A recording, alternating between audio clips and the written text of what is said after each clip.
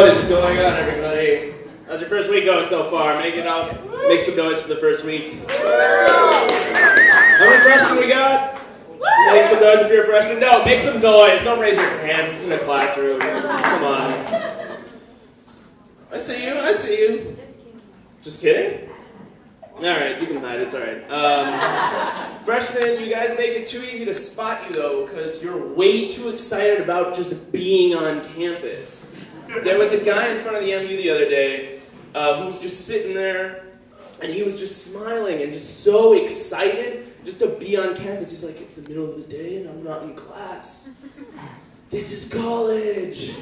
And I wanted to go up to him and say, dude, this isn't college. College is your roommate stealing your guitar to buy a keg. College is being locked out of your girlfriend's dorm because you thought Olivia Wilde looked kind of cute on TV. Yes. Alright. College is sucking a professor's dick so you don't have to take the course again. That's what college is. I should have left on the second punchline. It's alright.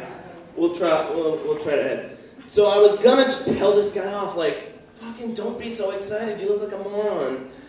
But then I remembered the other awesome part about ASU, where you stand for 90 seconds and you'll see at least 3 girls that are hotter than the hottest girl in your high school. Fucking ASU, yeah, guys, girls, all of you, applaud. That's one of the best things about ASU.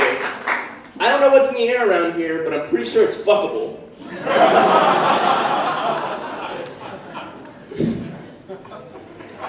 Right before the summer ended, I got my wisdom teeth out. How many of you give it up for wisdom teeth getting out? What a terrible segue, don't applaud me.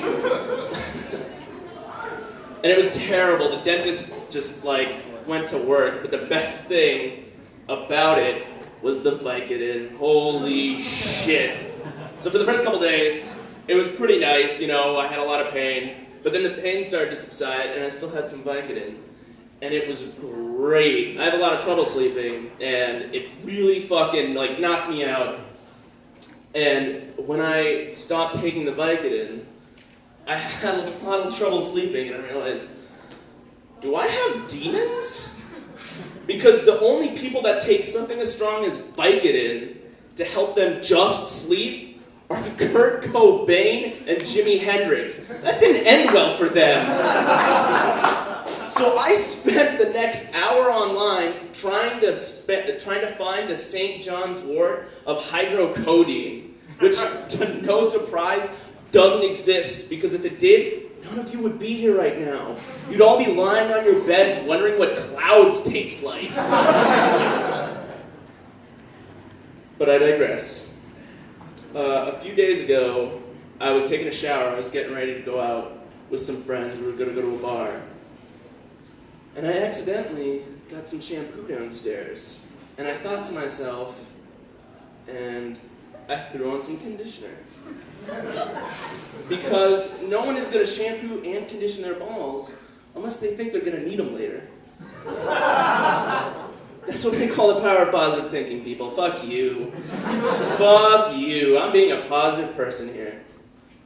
The power of positive thinking can be an effective tool. It can turn a shitty situation into an awesome one pretty quickly.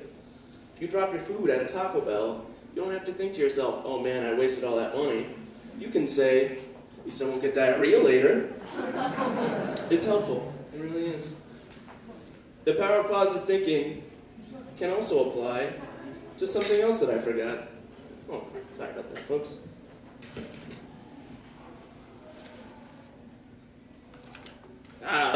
The power of positive thinking can apply to a lot of other situations. If you think you had a bad childhood, you didn't. Your parents just made you interesting. Because if you are at a dinner party or you're just at a friend's house and you meet someone and they say they had a bad childhood, they're either weird and artistic and really interesting to talk to, or they love meth. And either way, they have some stories for you. So sit down and fucking talk to them. Sometimes, though, the power of positive thinking can backfire. It can go terribly wrong. sometimes people will fuck with you when they're trying to do something good. When I was in high school, I was on the track team. I was a thrower, and we were at a meet, and all the other people were throwing, and then it was basically just us, the other school, and chaperones. And one of the people from the other school went up to throw, and he had this giant Jufro. He was white and had a giant Jufro. Like if he were to do like the high jump, his afro would eclipse the sun. That's how big it was. And so I went. I nudged my friend who's standing next to me. I'm like, dude, check it out, giant Jufro. And he looks and laughs and stupid high school shit. But then this lady taps me on the shoulder, and she said, I heard what you said, and I find that very offensive. What? I said, lady, two things. One, I'm Jewish, and you're not. You want to know how I know that? Because you're volunteering in the middle of the day. Volunteering is not in our vocabulary. I'm sorry. Wait, so you're telling me I have to come and work and put forth time and effort and not get paid? Go fuck yourself! Secondly, I wasn't proclaiming to the world, hey everybody, check out that Jew. His parents must have a well-invested 401k. Hey, no foreskin, no foreskin, no foreskin. Hey, no foreskin, no foreskin, no foreskin. That's not what I was doing. So lady, please, go fuck yourself. Another time, regrettably, I was in San Francisco, and it was an unusually, San Francisco. It was an unusually hot day. Like, the high in the summer in San Francisco was like 78.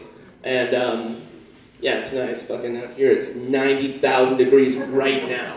Right now. You guys should all be drinking right now. Alcoholism, yeah! Throw in some Vicodin, too. Yeah. Do it for me. But so it was surprisingly hot, and I was all bundled up. So I had to pick up a water bottle, as humans do, at a gas station. And what happened was, again, just standing, minding my own business, ready to rock. And this lady taps me on the shoulder again. It's always the fucking crazy bitches. Crazy bitches will fuck with you. That's what I found out. So she taps me on the shoulder. She doesn't introduce herself. She doesn't say anything. She says something. All she says, though, is, did you know there's an island the size of a house between here and Hawaii, made up entirely of water bottles? What do you think of that? And then the light changed, and she just walked away. First of all, she was acting like I was the guy at the sanitation meeting, like, why don't we just throw in the fucking ocean? Look at me, I'm not in fucking any meetings.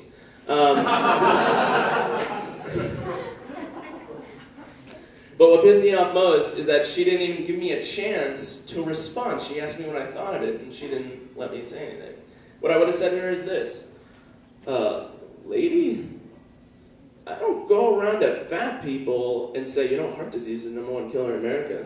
What do you think of that? I don't go up to people smoking on the sidewalk and just fart in their face and say, what do you think of that? I don't go up to orphans and say, an unhappy childhood is the #1 predictor of a life of crime. What do you think of that? And why are you crying? Like I said, that's the power of positive thinking gone wrong. The final example, and I'll leave you guys with this, is I was at McDonald's recently. And I went into the bathroom, and as in most shitty places, there are graffitis afoot. So I went to the bathroom, and on the door, there's a bunch of graffiti, GKGs forever. And then on the towel dispenser, it says LMNOPs for life. Which seems like a fun gang. I think I would actually join that gang. They seem to have a good sense of humor. But then the urinal was taken, so I went to the stall. And not on the stall door where it usually is, not on the top of the toilet where you'll see sometimes, but engraved, not written, but engraved on the toilet seat itself. Someone had proclaimed this toilet in the name of the L13s. There was actually a person who was sitting there on his knees in this piss-covered bathroom stall, 6 inches away from where shit lives,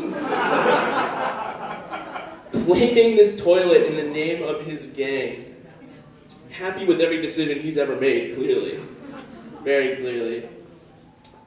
What I'm saying, why that's just terrible thinking, is doing a shitty thing like graffiti in a horrible place like a McDonald's bathroom is not some kind of magic formula that makes it cancel out and makes you feel awesome about yourself. It's not. If you fuck a supermodel in a 5-star hotel, you don't feel like shit afterwards, I promise. I really do. If you fuck a supermodel in the McDonald's bathroom, though, that's a judgment call. Alright, thank you, everybody.